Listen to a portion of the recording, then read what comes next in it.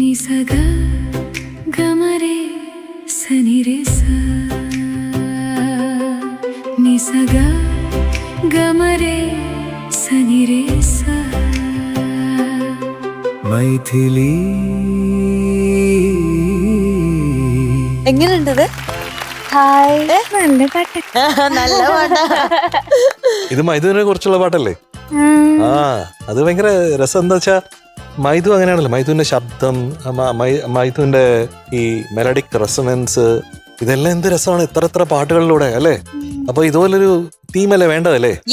ആ അപ്പൊ അത് ഭയങ്കര രസകരമായിട്ട് ഒരു കാറ്റ് പോലെ പറന്നു വരികയല്ലേ നമ്മുടെ മൈഥുവിന്റെ ജീവിതം ധന്യമായി. ധന്യയുടെ ജീവിതം മൈഥിലിയായി. അയ്യോ തുടങ്ങി വീണുട്ടാ.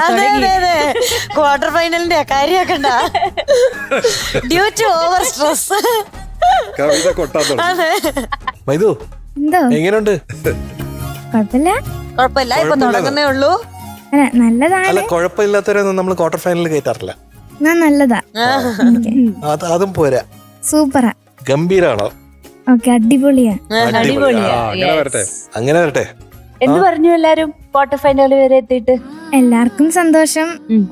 എന്താ എല്ലാരും പറയും നന്നായിട്ട് ഇനിയും പാടണം, ഫൈനൽ വരെ നിക്കാൻ പറ്റണം എന്നൊക്കെ എല്ലാരും പറയുന്നുണ്ട്. സംശയമുണ്ടോ? ചെറുതായിട്ട്.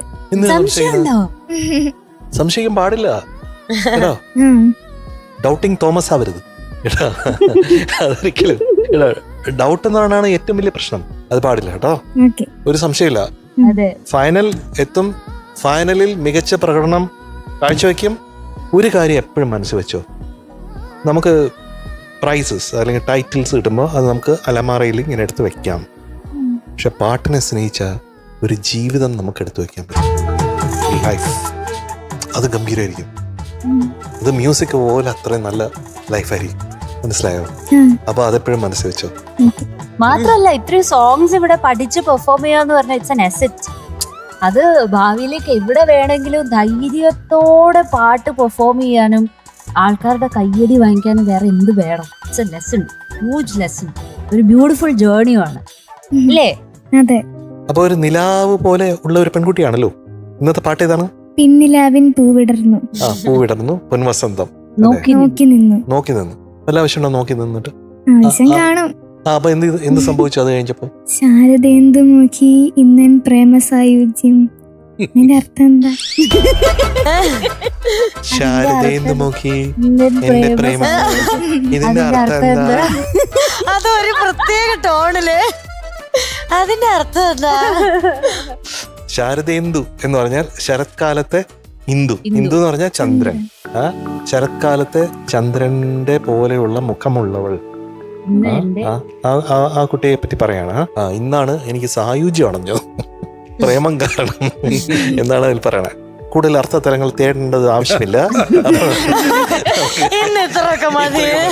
അപ്പൊ നമുക്ക് പാട്ടിലേക്ക് കിടക്കാം. ഇന്ന് ഞങ്ങൾ മഴ, കട്ടൻ ചായ, ജോൺസൺ മാഷിന്റെ പാട്ട്, അതിനുവേണ്ടി ആ ആംബിയൻസിന് വേണ്ടി വെയിറ്റിംഗ് ആണ്.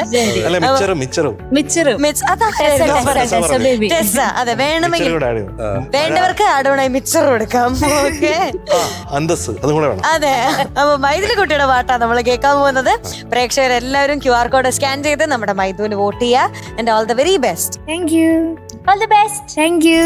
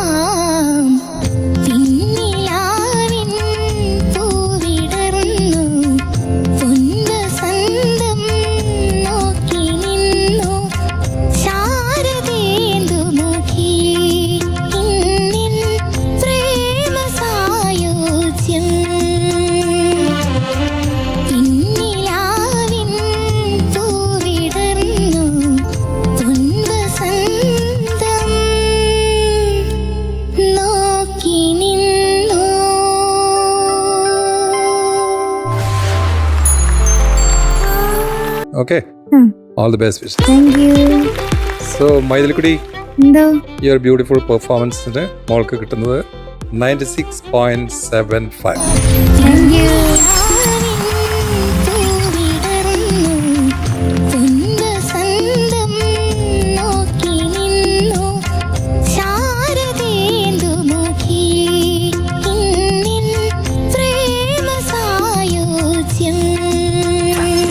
ഈ വോയിസ് വന്ന് നമ്മളെ അറസ്റ്റ് ചെയ്തോണ്ട് പോയി.